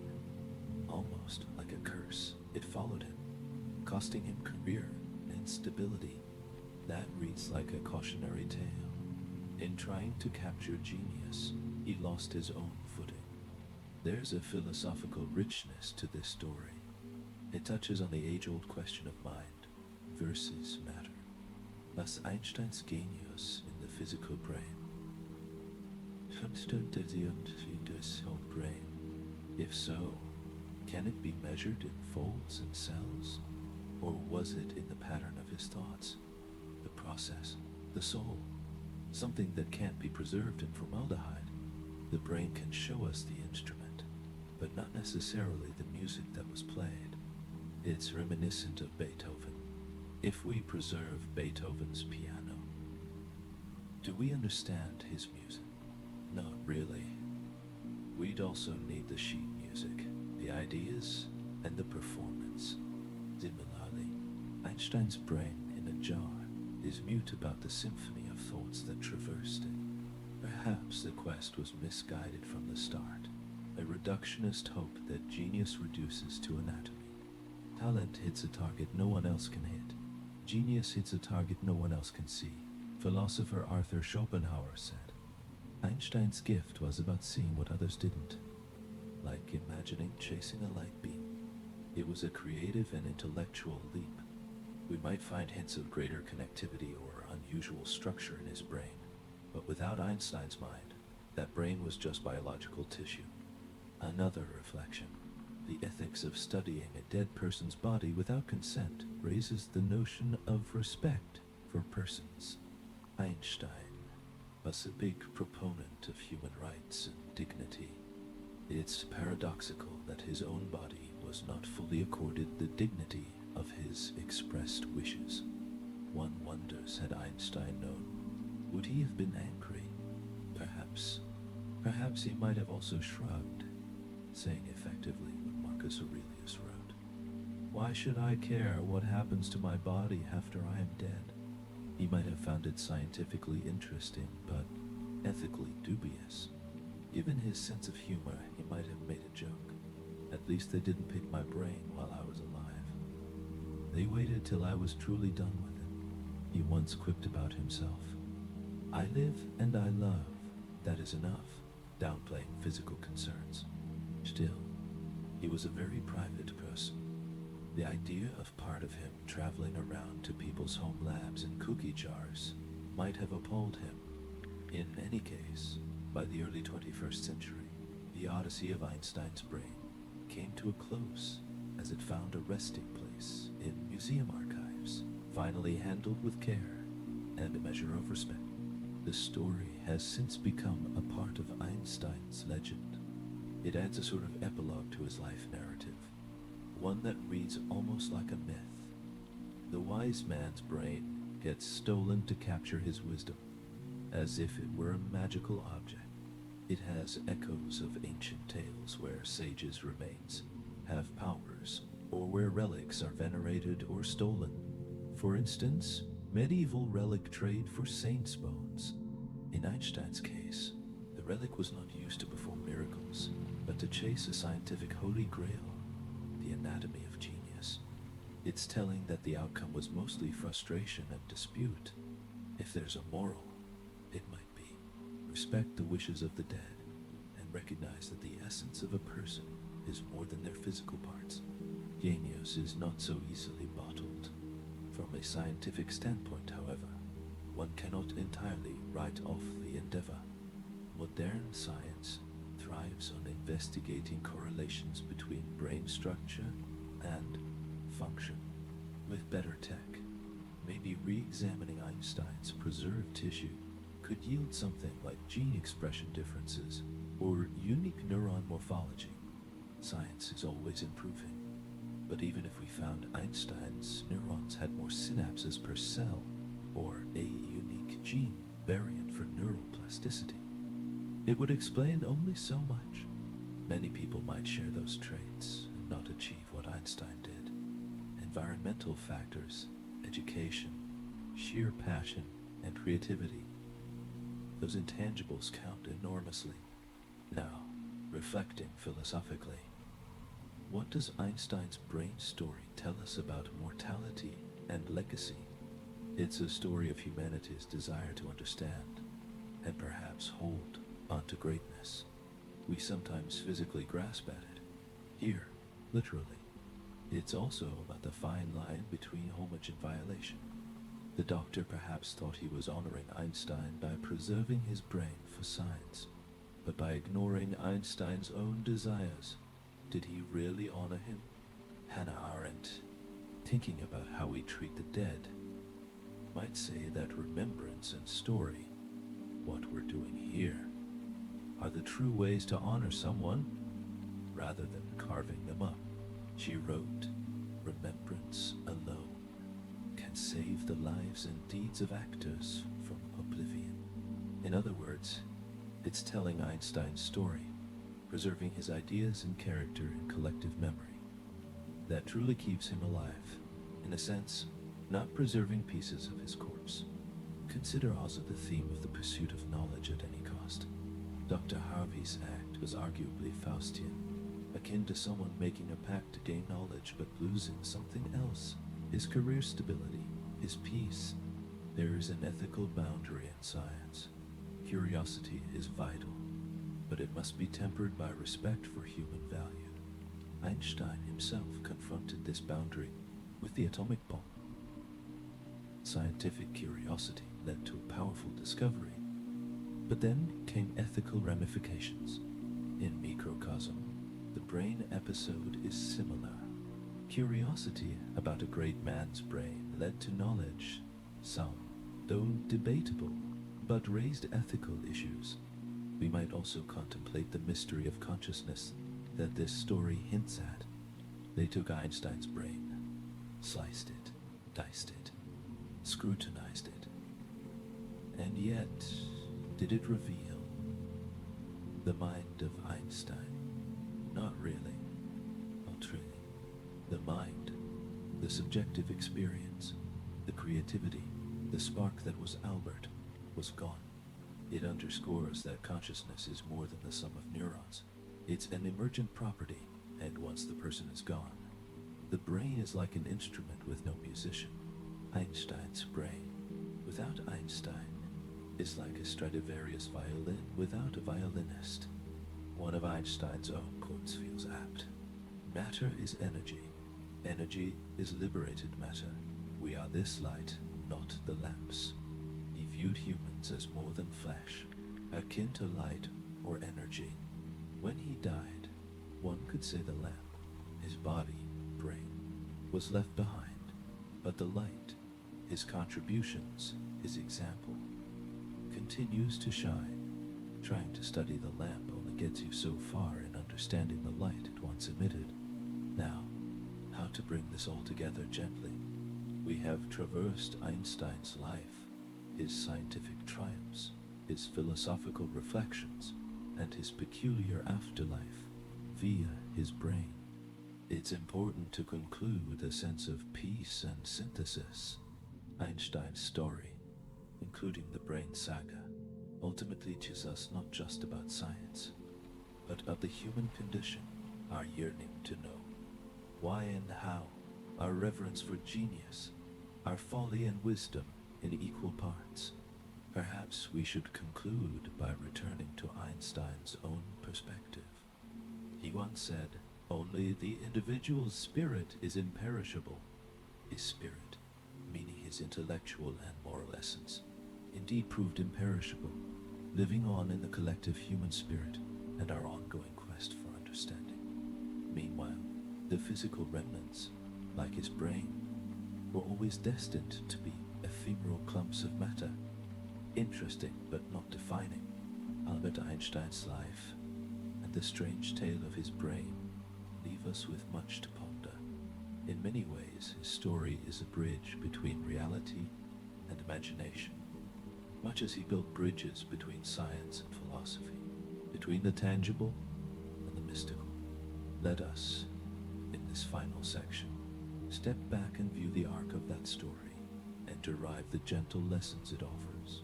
Einstein started as a curious child staring at a compass, feeling a sense of wonder. He ended as a wise elder, still marveling at the world's mysteries. Thread throughout was wonder, a childlike awe at nature's secrets. He once wrote, "He who can no longer pause to wonder and stand wrapped in awe is as good as dead. His eyes are closed." Einstein's eyes were never closed in that sense. He kept the capacity for awe till the end. We, reading his story, also feel that awe at the cosmos he described and at the humanity he embodied. His legacy in science is concrete. Modern physics rests on the pillars he erected, relativity, and the doors he opened, quantum theory, technologies from GPS, which must account for relativistic time dilation between satellites and Earth, to photoelectric sensors in solar panels, using the principle he explained, are fruits of Einstein's ideas. Even the notion of black holes and gravitational waves that captivate our imagination today comes straight from Einstein's work, confirmed long after his passing. He once mused, "I experienced the greatest joy in the midst of my research when I have merely discovered the road that leads to the solution." Indeed, he charted roads that others would follow to solutions he himself didn't see in his lifetime, like those gravitational waves detected in 2015. In that sense, he's a guide for future explorers of reality. Yet Einstein's legacy goes beyond equations. He stands as a symbol of intellectual freedom and moral courage. Consider his stance against war, against racism, against any curtailment of free thought. During the McCarthy era in the US, when anti-communist hysteria was high, Einstein openly criticized the inquisitorial tactics, urging people not to testify if summoned by the House Un-American Activities Committee. He risked his reputation to defend civil liberties, saying, "The curtailment of intellectual freedom would have been fatal to my work. Implying such freedom is sacred for all." His moral voice added to that of sages like Mahatma Gandhi, whom Einstein admired. They exchanged letters on nonviolence. In fact, Einstein once wrote a tribute to Gandhi, concluding with, "Generations to come will scarce believe that such a one as this walked the earth in flesh and blood." Interestingly, The same is often said about Einstein. Such was his impact that people sometimes speak of him in mythical terms. Philosophically, Einstein leaves us rich reflections on time, existence, and knowledge. He showed that time is relative, but also, as a person, that time is precious. One of his quotes that often soothes the anxious heart is, "I never think of the future. It comes soon enough." It reflects a trust in the flow of time and a focus on the present. There's a meditative quality to that statement, reminiscent of Stoic or even Zen wisdom. Be present. Do what you can now, and let the future unfold. He also said somewhat humorously, time is an illusion, albeit a very persistent one. As a physicist, he meant our division of past, present, future might be a construct. As a human, he still celebrated each moment by living authentically. We also contemplate mortality through his story. Einstein faced it with grace. Our death is not an end if we can live on in our children and the younger generation, he said. And by children, he meant not just biological progeny, but all those who learn from us and carry our influence. In that way, every student learning in Mackie, every thinker inspired by his quotes, every dreamer moved by his example is a sort of spiritual descendant of Einstein. As Marcus Aurelius reflected, what we do now echoes in eternity. Einstein's contributions echo on, part of the eternal chorus of human achievement. And ironically, the physical echo, his brain, ended up scattered among many people before settling, almost symbolically, into the collective. This raises an ethical legacy too. Einstein's case has influenced how we handle the remains of notable individuals. It highlighted the need for respecting personal wishes. Perhaps because of Einstein, future scientists' families have been more cautious or clear about such matters. Einstein's brain also prompts a humbling realization about genius and the human mind. We often seek external explanations for extraordinary ability, a special brain, a genetic quirk, etc. But Einstein himself attributed much to curiosity, persistence, and imagination. "I have no special talents," he claimed. "I am only passionately curious." No doubt he was being modest. Clearly he had remarkable analytical abilities, but his point is instructive. His achievements were built on endless questioning, hard work, and creativity, not just a super brain. This democratizes genius a bit, suggesting that nurturing curiosity and creativity in all of us is more important than fetishizing innate intelligence. After all, Einstein struggled early in life with rigid schooling. His genius flowered when he was free to think in his own way. That speaks to educators. Encourage open-ended exploration. Allow odd questions, because today's daydreamer might shape tomorrow's science. In blending reality and imagination, Einstein also opened the door for science to be communicated in almost poetic ways. He gave us permission to speak of space bending like fabric, time flowing like a river, clocks in the sky ticking differently than clocks on Earth. Metaphors that sound like fantasy but are scientific truths. This poetic approach to science has since inspired countless writers, artists, and filmmakers. From science fiction to popular science books, the imagery of relativity and quantum physics, which Einstein helped spawn, has enriched our cultural imagination. When we watch a film about time travel or parallel universes, we see Einstein's legacy in pop culture, the playful stretching of reality's rules that he first dared to propose in rigorous terms. It's also touching how Einstein's own words of wisdom have become part of everyday lexicon.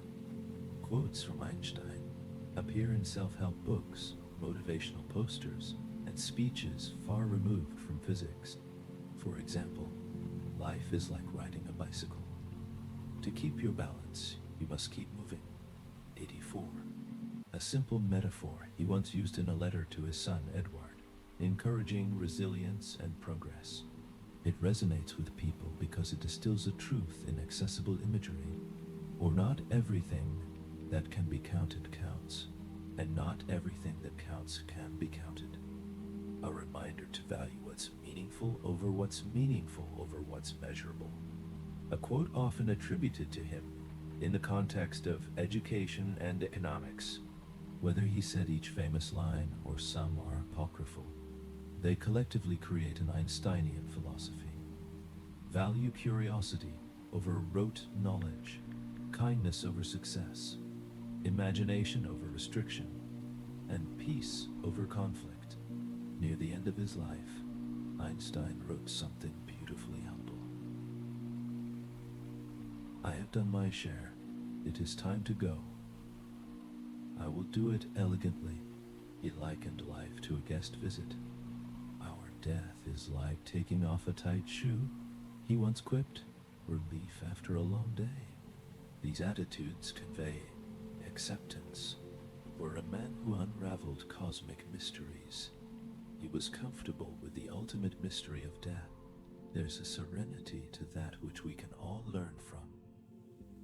Like a fairy tale character who, after a long adventure, finally rests, knowing he has fulfilled his quest.